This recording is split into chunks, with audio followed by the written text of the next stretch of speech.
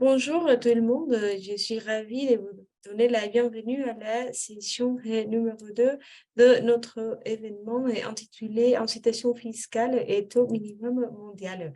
Je m'appelle Heike Boss et et mon grand plaisir de travailler à côté de mes collègues Jessica De Vries et Anna Sinta. Cette session aura une interprétation en français et en espagnol. Tout d'abord, nous allons vous donner un aperçu du pilier 2. Dans la dernière session,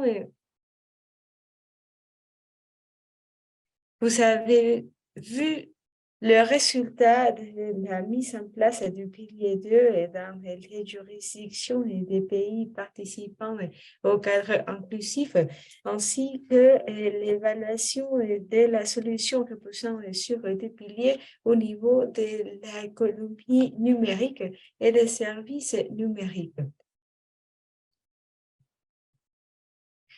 Alors, la session précédente s'est focalisée sur l'évaluation de la solution reposant sur deux piliers et maintenant, nous allons traiter euh, l'impact des incitations fiscales et du taux minimum mondial de 15%. Ce point est particulièrement important pour les pays en développement. Nous avons déjà traité les incitations fiscales qui sont à la source des revenus importants pour la recette publique des pays en développement. Il est donc indispensable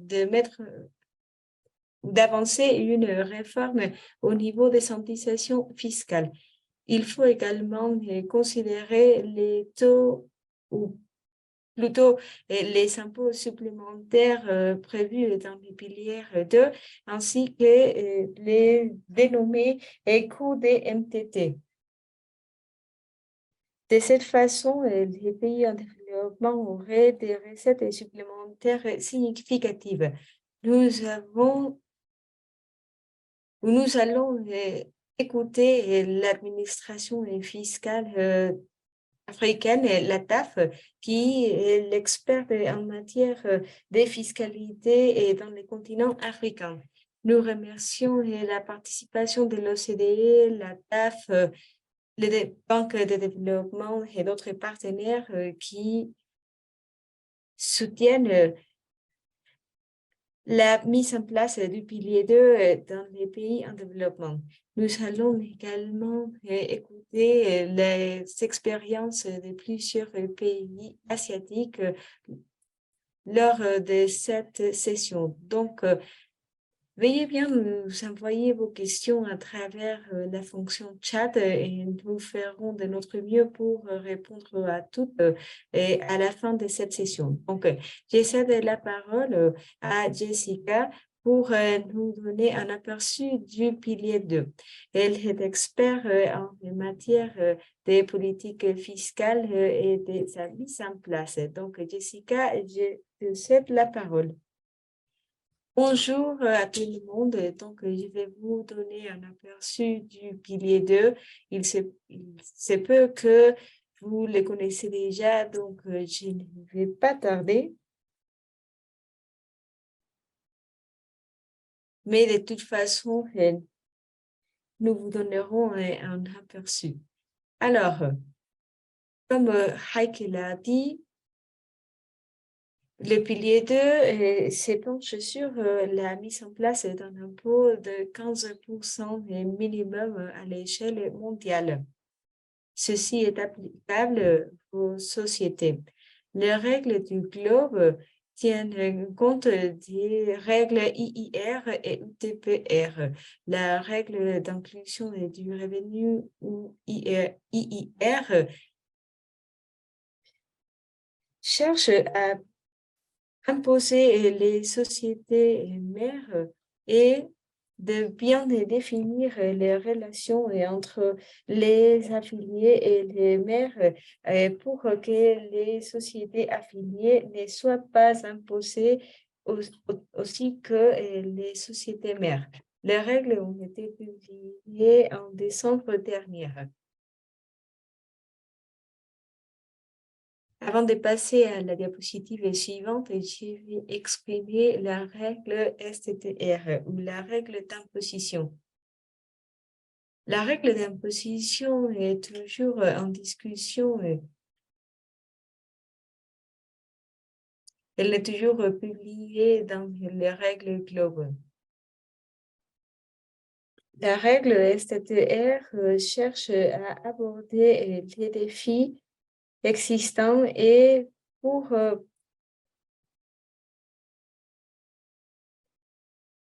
tirer profit des impôts nominaux dans les pays qui mettent en place les règles globales. Cette règle recouvre les revenus qui ne sont pas recouverts par d'autres règles dans les pays participants. Donc, voilà l'aperçu du pilier 2, ce qu'il faut tenir en compte, ce que la règle STR n'est toujours pas appliquée. Le pilier 2 serait ou est applicable dans la loi interne.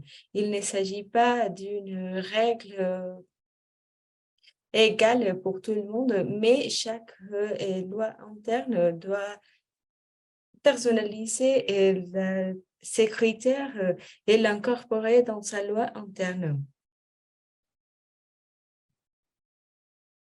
Également, des juridictions réviseront si ce principe est compatible avec la loi interne. Nous estimons que l'échelle de la mise en place de ces critères serait de 750 millions d'euros. Ces règles ne sont pas applicables aux fonds financières ainsi que d'autres entités financières. Les FTN auxquels cette règle serait applicable sont assujettis à un taux d'imposition minimum ainsi que toutes les affiliés qui se trouvaient dans la même juridiction.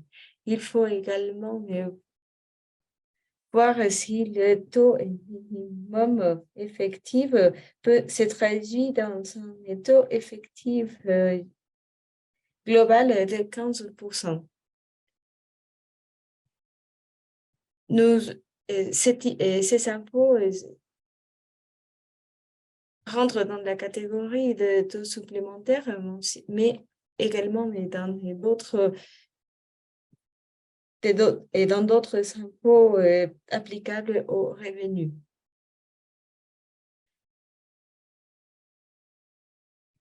Si le taux effectif dépasse le 15% et aucun taux supplémentaire serait applicable. Mais si le taux d'imposition effective se trouve au-dessous de 15%, il faudra mettre en place des impôts supplémentaires. Donc, voilà pourquoi il faut tout d'abord estimer et faire les calculs du taux effectif d'imposition et de soustraire les taux de revenus du ETR et pour augmenter les taux manquants. Si le taux effectif dans la juridiction est concerné dépasse 15% et aucun taux supplémentaire sera appliqué. Mais pour les pays ou les juridictions avec un taux effectif qui ne dépasse pas les 15%, des coûts de MTT doivent être appliqués. Les taux d'imposition doivent être appliqués en ligne avec les critères du globe. Il devra être appliqué dans les juridictions et les sociétés pour l'année fiscale en cours. En février dernier, nous avons publié des critères d'application du coût des NTT. Ces critères additionnels se focalisent sur l'IIR et l'UTPR et au niveau de l'IRR, nous parlons des responsabilités additionnelles pour les sociétés mères, alors que pour l'UTPR, il s'agit d'un obstacle que n'est pas en tant que tel un impôt supplémentaire, mais seulement un complément à l'IIR. Voilà les membres du cadre inclusif qui travaillent vers la mise en place du pilier 2. Nous pouvons conclure que le pilier 2 deviendra une réalité. À partir de la publication du pilier 2, nous avons vu des nouveaux membres du cadre inclusif tels que Jersey et d'autres pays africains. Et l'une des juridictions, c'est-à-dire le Singapour, a dit qu'ils mettront en place le pilier 2 à partir de 2025. D'autres pays tels que le Canada, l'Australie, la Nouvelle-Zélande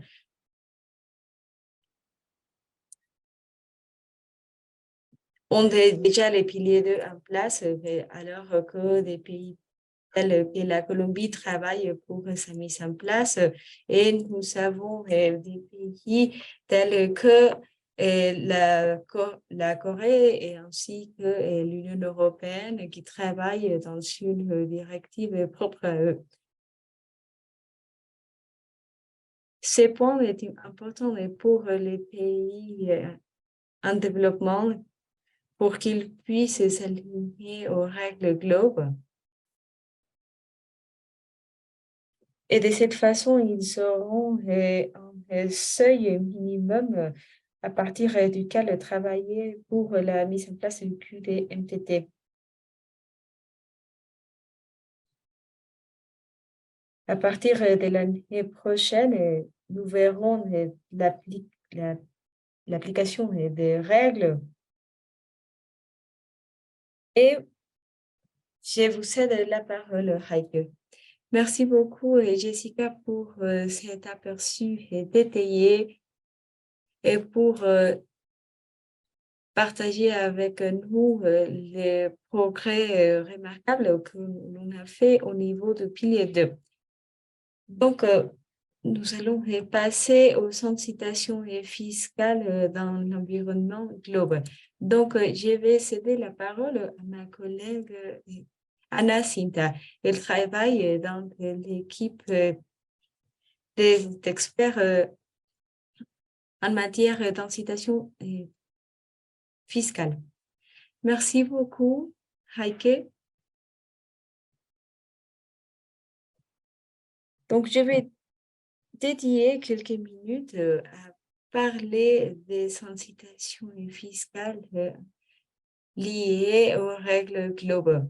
Comme l'on a déjà mentionné, les règles globales ont des implications importantes pour l'environnement fiscal mondial. Ces règles ont également pour objectif d'éviter le transfert de bénéfices dans des juridictions où le taux d'imposition est plus faible. Il faut également réviser les implications du globe dans la politique fiscale. Les juridictions pourraient profiter des incentives fiscaux pour monter leur ou pour augmenter leurs recettes. Autrement dit, les règles globales ont pour objectif les sociétés où les taux d'imposition effective se trouvent au-dessous du 15%.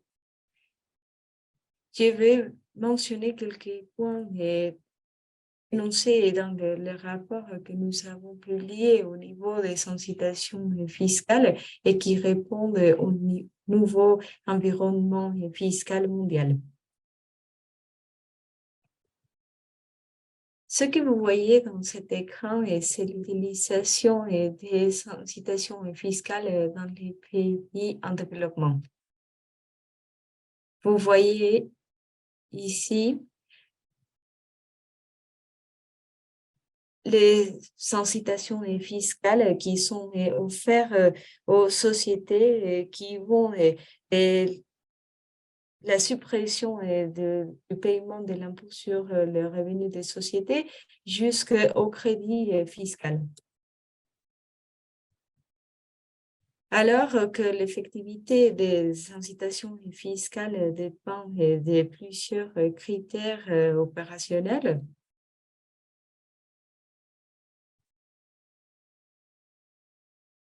il y a également une énorme perte pour les administrations publiques locales.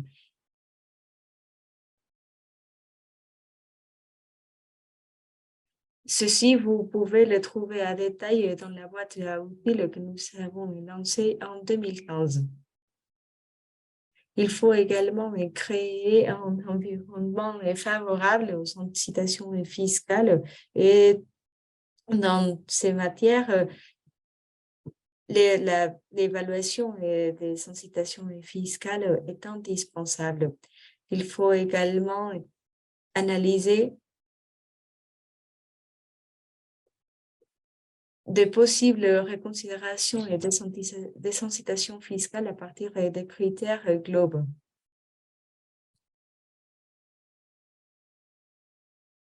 Les points clés, c'est que la mise en place des règles change d'une juridiction à l'autre. Cela dépend de l'opération et des sociétés ainsi que du type des incitations fiscales en place. Tout le monde ne sera pas affecté de la même façon par les règles globales.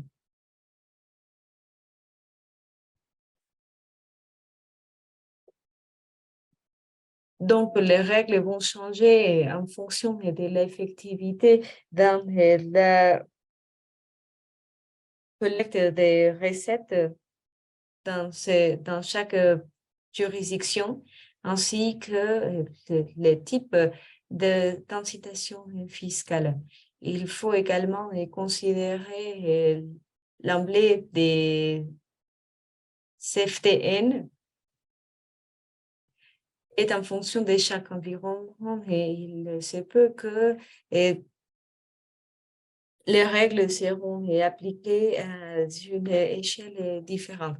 Mais en gros, il faut réviser les niveaux d'exclusion et ainsi que l'exclusion est substantive du revenu.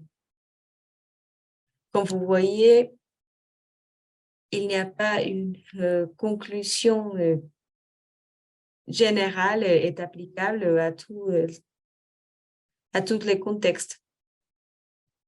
Il faut toujours tenir compte des spécificités de chaque pays. En ce qui concerne l'articulation des incitations fiscales,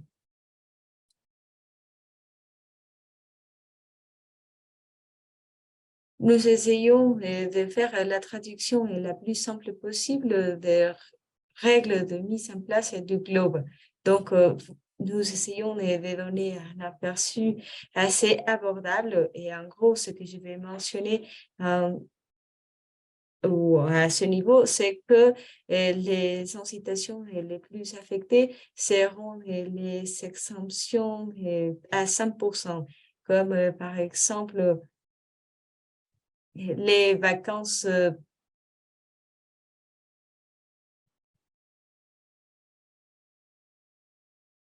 les vacances déductibles ainsi que d'autres crédits fiscaux.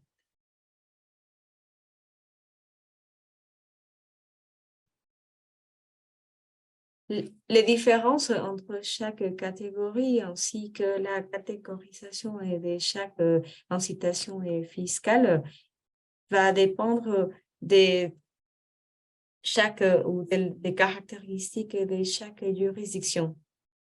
Il faut également considérer que les règles globales sont largement plus hétérogènes que d'autres règles. Donc, il faut, par exemple, tenir compte des exemptions ou d'autres limitations qui ont un impact effectif dans les recettes recouvertes. Il faut également réviser le type de régime parce qu'il y a des régimes plus restreints que d'autres. Et donc, il n'est pas possible d'appliquer les règles d'une manière conforme à tous les contextes. Donc, la mise en place de règles globales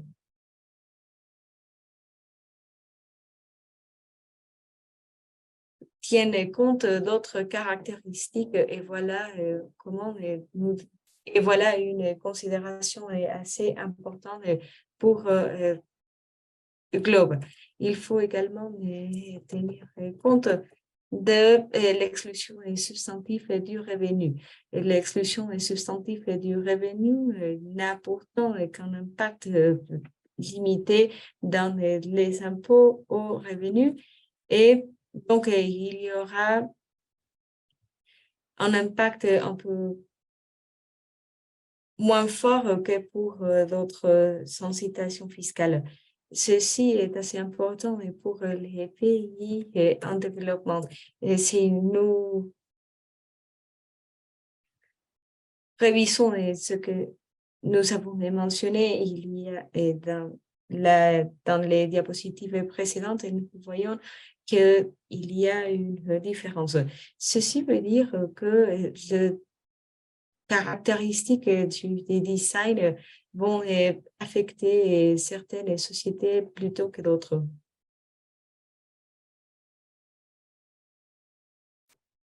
Donc, sur cette diapositive, nous allons voir ce que les décideurs peuvent faire. Donc, nous voyons qu'il y a un changement qui va aussi impacter les parties prenantes. Donc, ce rapport, nous essayons de voir comment les pays continuent à utiliser ceci, mais ils doivent considérer les incitations fiscales qui seront impactées par ça. Donc, toutes les juridictions vont être impactées de façon différente. C'est pour cela que chaque juridiction doit faire leur propre évaluation sur leur politique fiscale nationale. Ceci ne doit pas seulement considérer les incitations fiscales, mais celles aussi pour l'avenir.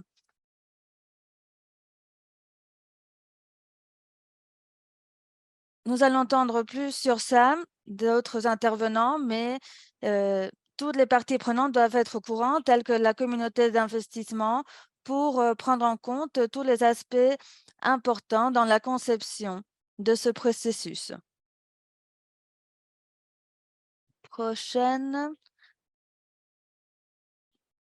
Donc, on peut anticiper que même si c'est important pour les pays de reformer les incitations fiscales, surtout quant aux règles globes, ça peut prendre du temps.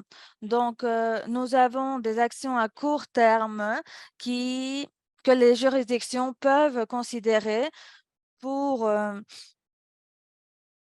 pouvoir analyser ce qui se passe, comme on l'a déjà entendu dans d'autres intervenants. Donc, ceci peut se donner avec des incitations, de nouvelles incitations Et les taxes complémentaires nationales minimales qualifiées sont une option importante pour beaucoup, mais il est peu probable qu'elles remplacent une réévaluation approfondie des incitations fiscales par pays.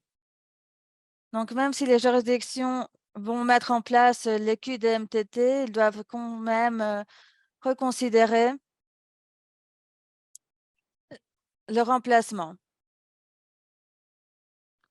Aussi, le pilier numéro 2 peut aider à protéger et à soutenir la mobilisation des ressources nationales et améliorer le climat d'investissement. Il est important pour les pays en développement de prendre action car ne pas bouger dans ce contexte va être vital. Donc, nous allons voir de plus en plus de pays qui vont mettre en place les règles globes. Il y a aussi des pays qui sont déjà engagés dans ce processus. Je vais parler des initiatives de ETAF, mais aussi Heike va partager les initiatives qui vont être lancées pour soutenir les pays en développement, surtout dans ce processus, quand ils font des avancées dans ce nouveau environnement. Ça serait tout pour moi. De ma part, je donne la parole de retour à Heike. Merci beaucoup pour cette présentation sur les incitations fiscales dans le nouveau environnement global. Nous allons passer maintenant aux taxes supplémentaires minimales nationales admissibles, QDMTT. Donc, comme nous l'avons déjà parlé, les QMDTT sont une opportunité majeure pour pour les pays en développement de générer plus de revenus. Donc, nous avons le cadre inclusif s'est déjà accordé sur la conception de QDMTT, ce qui a été publié ce mois-ci. Et pour cela, j'aimerais inviter M. Kolik from ETA pour qu'il présente l'approche recommandée pour générer pour les taxes supplémentaires minimales nationales admissibles de ETAF. Donc le Forum africain sur l'administration fiscale.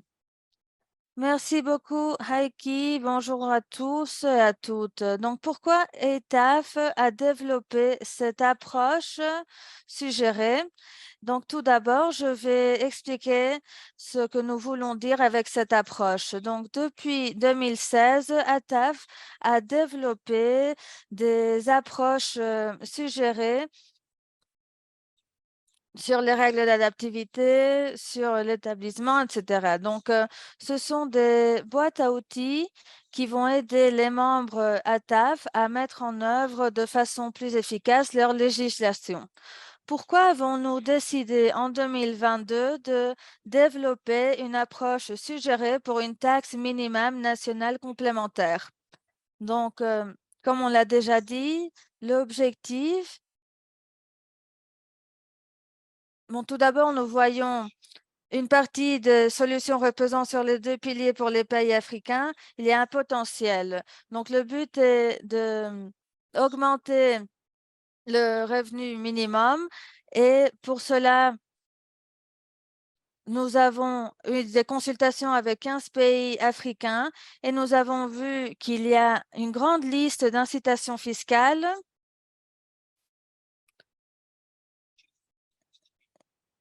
qui ont réduit la taxe minimale nationale de ces pays. C'est pour cela que nous croyons que en Afrique, c'est beaucoup moins élevé que les pays européens. Donc, les pays africains ont des taux entre 25% et 35%, donc en moyenne, et beaucoup de ces pays ont beaucoup d'incitations fiscales. C'est pour cela que, avec les règles du pilier B, les entreprises multinationales dans un pays développé ont des impôts de moins 15%. Et donc, la juridiction va prendre l'impôt avec ce taux effectif. Donc, ils vont payer le taux effectif de 15%. Il y a aussi un impôt domestique des pays qui surgit des incitations fiscales. Donc, c'est un plan à 2 ans. Donc, pendant les 2 premiers ans, l'objectif est qu'une majorité de membres de l'ATAF mettent en œuvre l'impôt minimum national complémentaire au cours des prochaines années. Ceci est un point important, comme on l'a dit, l'impôt minimum national complémentaire n'est pas exclusif à des membres du cadre inclusif. Donc, ça s'applique aussi à des membres qui ne sont pas dans le cadre inclusif. Ce sont des incitations fiscales dans une juridiction qui n'est pas membre du cadre inclusif. Donc, nous voulons aussi introduire l'impôt minimum national dans ces pays dans les prochaines années. Prochaine diapositive. Comme vous le voyez, c'est un choix souverain d'adopter une DMTT et ou d'autres règles globes. Nous allons encourager nos membres à le faire. Cependant, nous avons une collaboration très étroite avec la communauté africaine, ce qui nous ramènera un soutien politique économique.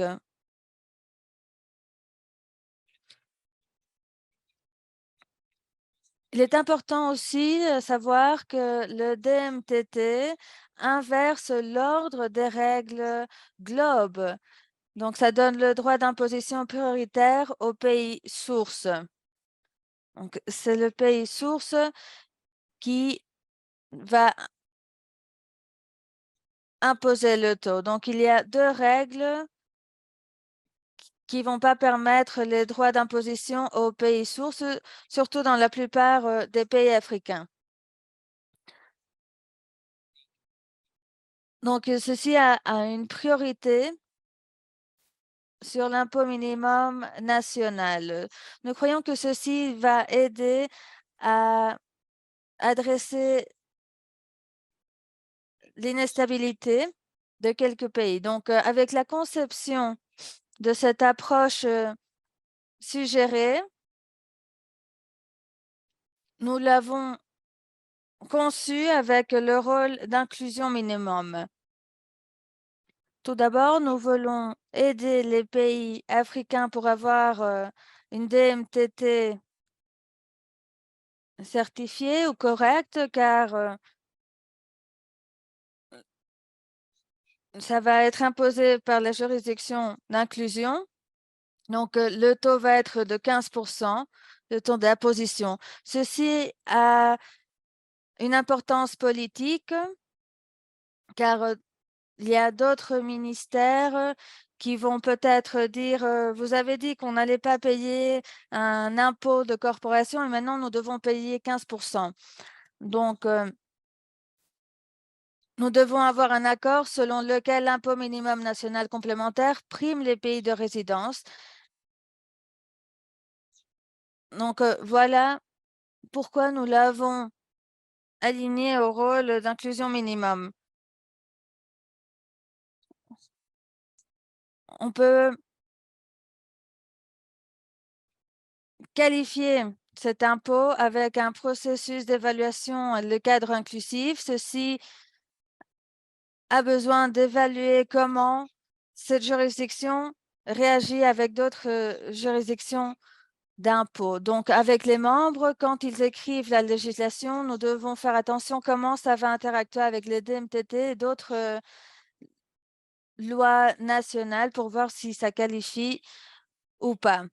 Nous avons donc encore beaucoup de travail à faire et nous devons aménager des efforts pendant les prochaines 2-3 années et nous croyons que ça va être le bénéfice le plus grand qu'on puisse tirer de la solution reposant sur les 2 piliers. Merci beaucoup. Merci beaucoup, Alif, pour ce bilan des approches suggérées par ATAF et merci pour soutenir notre travail.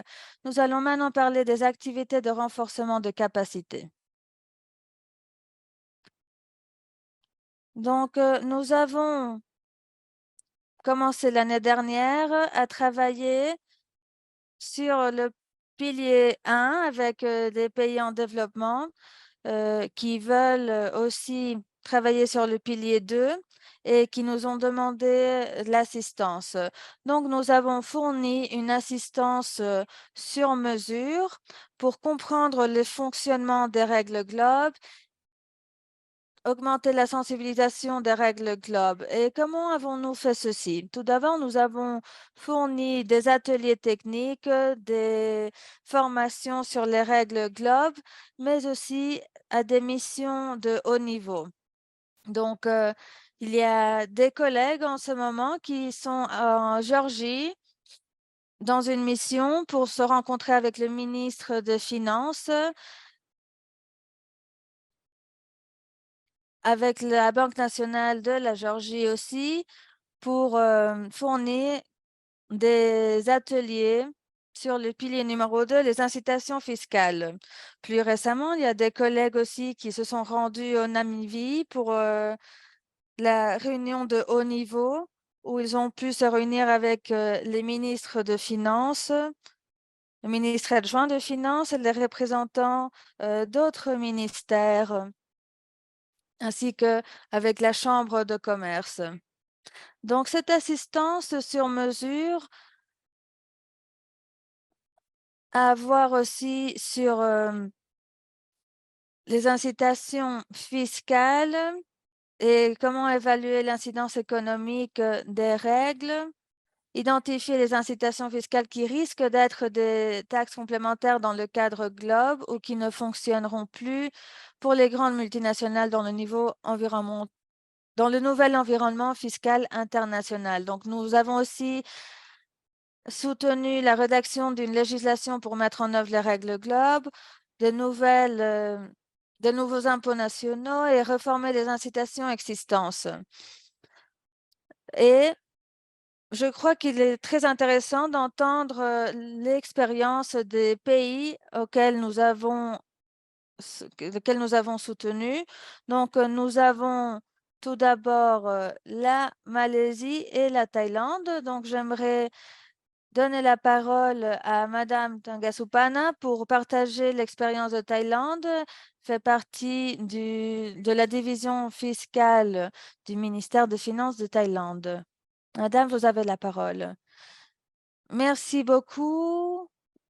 Bonjour, bon après-midi et bonsoir depuis la Thaïlande. Effectivement, je fais partie du Centre des affaires d'imposition du ministère des Finances de la Thaïlande. Comme nous le savons, la Thaïlande fait partie du cadre inclusif depuis 2017 et a signé et accordé le document en octobre 2021 comme les autres membres. Nous avons vu que le plan de mise en œuvre de l'OCDE a changé avec le pilier 1 qui va être mis en pratique après pilier 2 et ce sont des expectatives différentes quant aux différents piliers et comment ils seront mis en œuvre dans la même échéance. Après avoir publié les règles globes, l'OCDE a invité la Thaïlande ainsi que d'autres pays en septembre l'année dernière pour participer à un projet de haut niveau sur les incitations fiscales. Du département de revenus de la Thaïlande, nous y sommes rendus et pour cela, j'aimerais remercier l'invitation de l'OCDE pour cette participation. Donc, le pilier numéro 2 essaye de prévenir que les entreprises multinationales payent des impôts dans leur juridiction avec un taux minimal de 15 En ce moment, nous avons commencé les discussions sur un projet spécifique avec l'OCDE et nous allons fournir l'information sur les mesures d'incitation fiscale disponibles actuellement en Thaïlande et le point de départ de ces incitations fiscales. Et beaucoup de pays tels que la Thaïlande ont étudié les règles du modèle, les règles Globe, et nous trouvons que c'est des règles assez complexes, surtout avec le contexte de Thaïlande en tant qu'un pays en développement.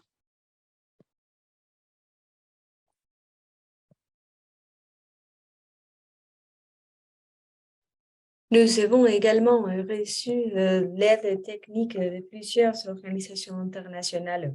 Par exemple,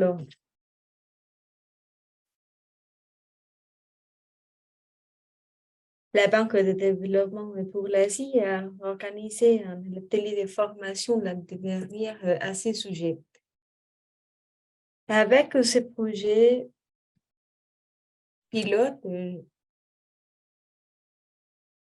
nous pensons que l'OCDE nous aidera à bien saisir la nature des politiques d'incitation fiscale dans les pays en développement et ils nous soutiendront dans la mise en œuvre du pilier 2. Il nous faut également comment nous pouvons nous adapter à l'époque du pilier 2.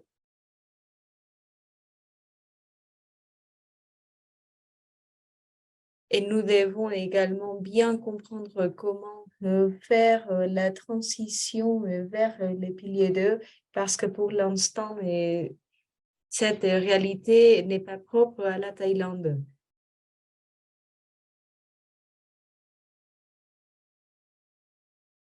Ce que nous voulons éviter, c'est un transfert des bénéfices au dépit de la possibilité de la Thaïlande d'augmenter ses recettes.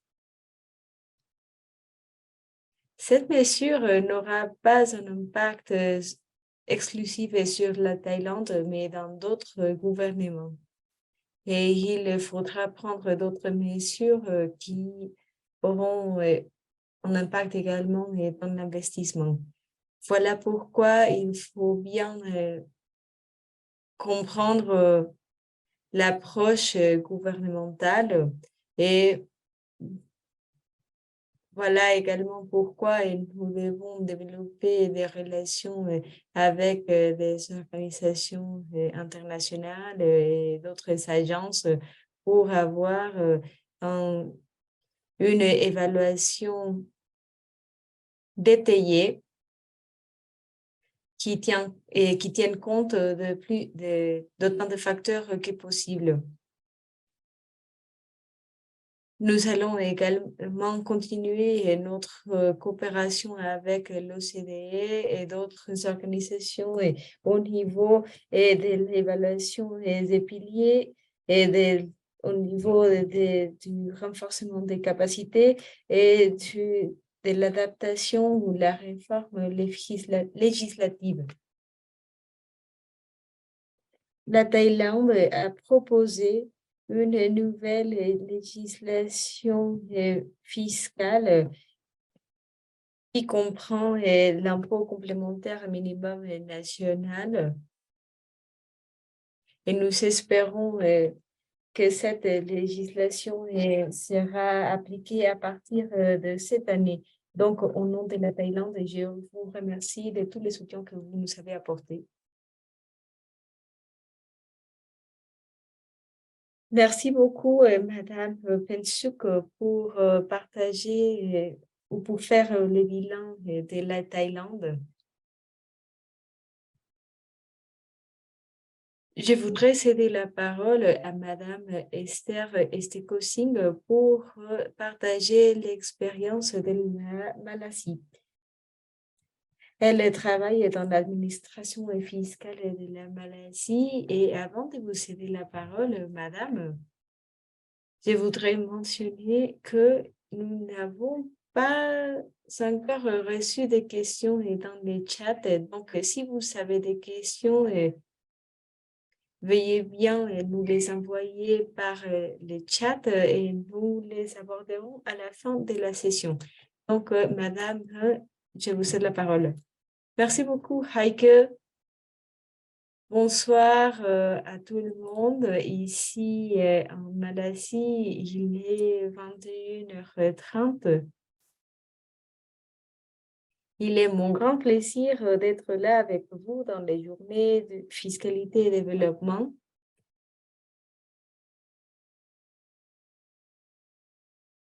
Je voudrais remercier le soutien que nous avons reçu de la part du secrétariat de l'OCDE. L'année dernière, nous avons organisé une session de sensibilisation pour mieux saisir les piliers 2. Nous espérons que l'année prochaine, nous organiserons un atelier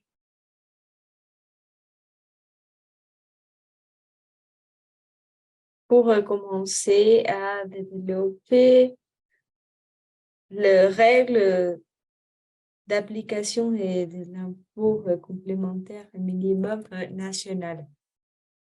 Nous pensons qu'il est une très bonne idée de participer dans la conception d'autres incitations fiscales avec la participation des administrations fiscales diverses.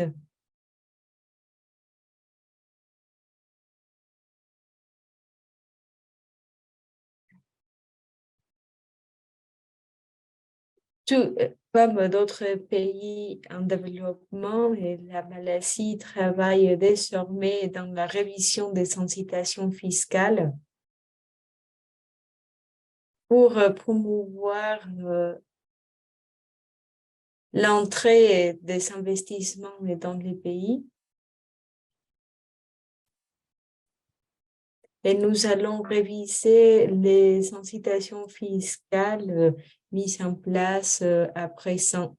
Et nous allons évaluer comment ces incitations fiscales ainsi que les nouvelles pourraient avoir un impact sur les taux d'imposition effectifs.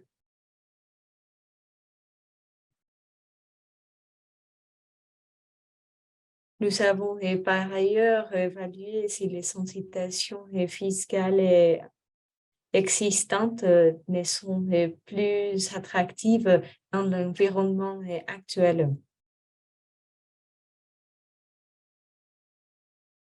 Donc, l'objectif de ces projets pilotes est d'évaluer une possible réforme fiscale et de voir comment nous pouvons faire comme que les règles globales n'affectent pas trop notre capacité fiscale. Nous savons qu'il y a d'autres pays qui offrent des incitations fiscales, mais notre plus grand intérêt, c'est de devenir ou de rester compétitif. Nous voulons continuer à attirer des investissements étrangers directs. Et voilà pourquoi nous continuerons à travailler avec l'OCDE.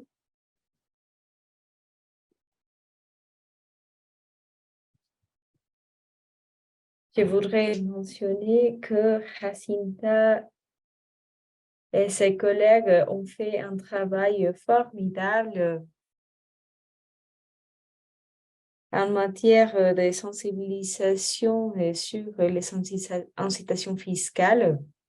Je remercie également le secrétariat pour les informations qu'ils ont mis à notre disposition.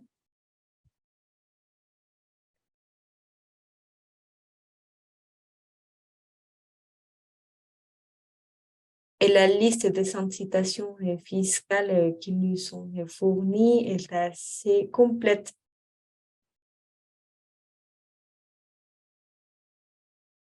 En ce qui concerne ce projet pilote, nous serons très attentifs au détail.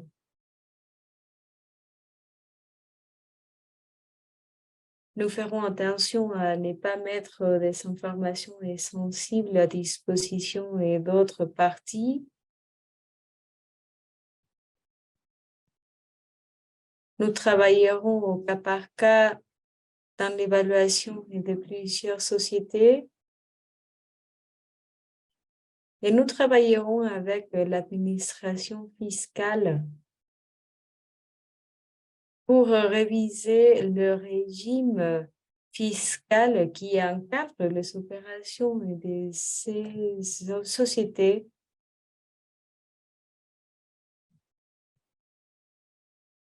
Pour bien saisir comment le régime fiscal a un impact sur les taux effectifs d'imposition.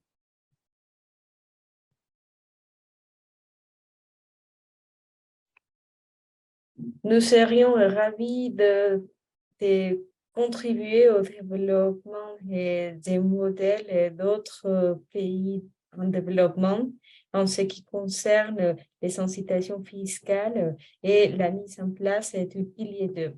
Je pense que ceci est à peine le début d'un effort de longue durée qui sera assez réussi. Nous arriverons à bien comprendre l'impact des incitations fiscales en vigueur.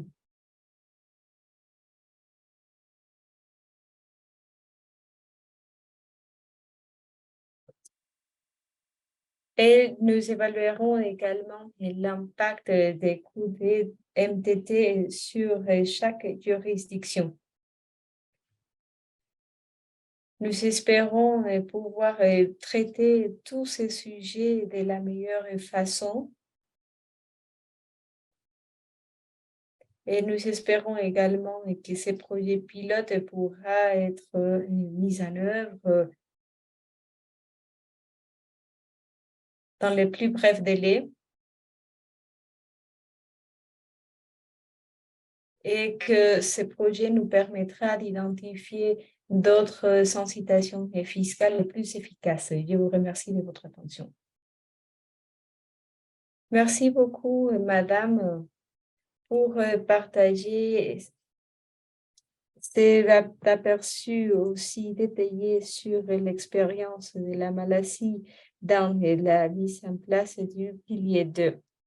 Je vais désormais passer à la description des activités du programme de relations mondiales.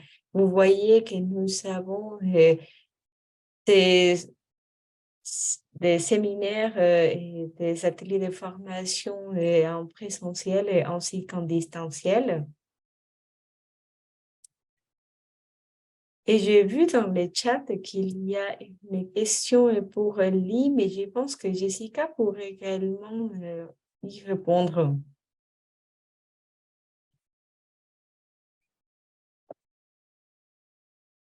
Il s'agit d'une question au niveau de la conformité. Qu'est-ce qui se passe quand une juridiction est déjà conforme aux règles? Qu'est-ce qu'il faut faire?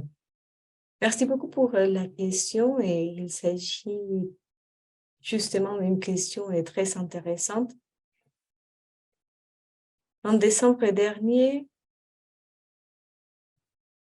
nous avons publié notre dernier rapport avec des suggestions et ainsi que dans ces rapports, nous mentionnons plusieurs suggestions pour les pays ou les membres qui ont déjà une politique consolidée en matière du pilier 2. Les suggestions sont plutôt applicables aux pays africains. Nous savons qu'il y a désormais à présent des pays en Afrique qui travaillent dans le développement de leur propre guide en matière de MTT et peut-être ces suggestions seront utile pour eux. Merci beaucoup. Il y a une question pour Jessica au niveau du système de retour d'information du Globe. La question était s'il y aura un centre d'information pour recueillir les informations en ces matières ou s'il s'agira dans des centres d'information propres à chaque juridiction. Il s'agit d'une discussion en cours chez nous. On n'a pas toujours pris une décision sur la pertinence dans le centre commun ou dans le centre spécifique, mais ce qu'il faut, c'est un mécanisme d'échange d'informations entre les juridictions.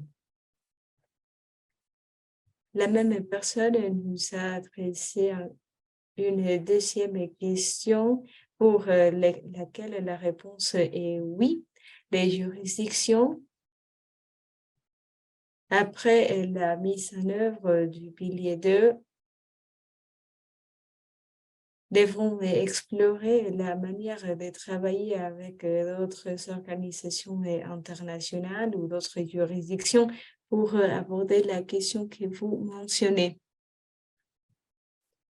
Alors, il s'agit d'un travail en cours et nous travaillons toujours pour voir comment nous pouvons soutenir la mise en place des règles globales. Merci beaucoup. Je voudrais céder la parole à Anna Cinta. Est-ce que vous voulez adresser une question suivante? Merci beaucoup pour votre question.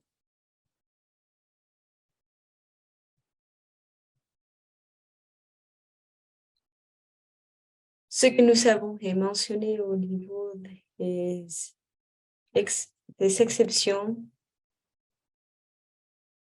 ou des exonérations et les conséquences telles que le transfert des bénéfices,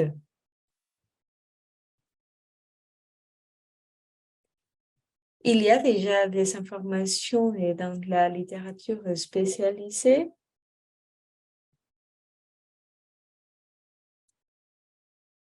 et nos recommandations tournent autour des exonérations ainsi que des incitations directement liées aux revenus.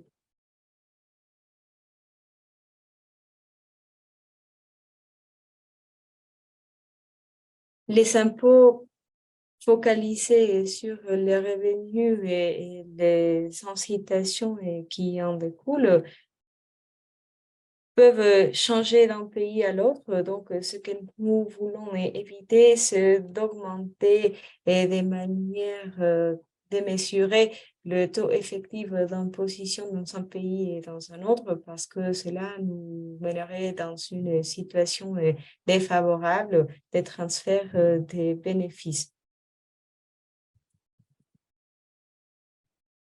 Il faut également réviser les critères pour le fournissement des crédits fiscaux afin qu'au bout des années, l'impact ne soit pas défavorable. Mais en règle générale, les crédits fiscaux ne sont pas remboursables.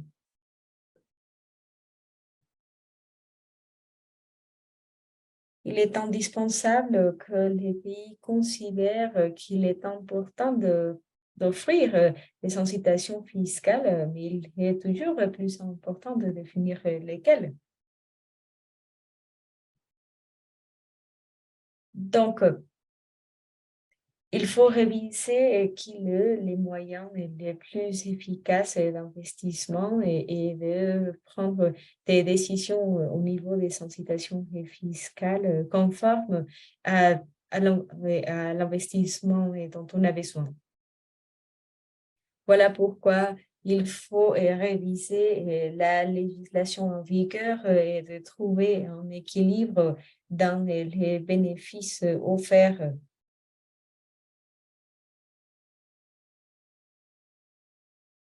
Et donc, ce que nous cherchons à faire, c'est de mettre en lumière les facteurs au-delà de la politique fiscale qui peuvent avoir un impact sur la recette effective.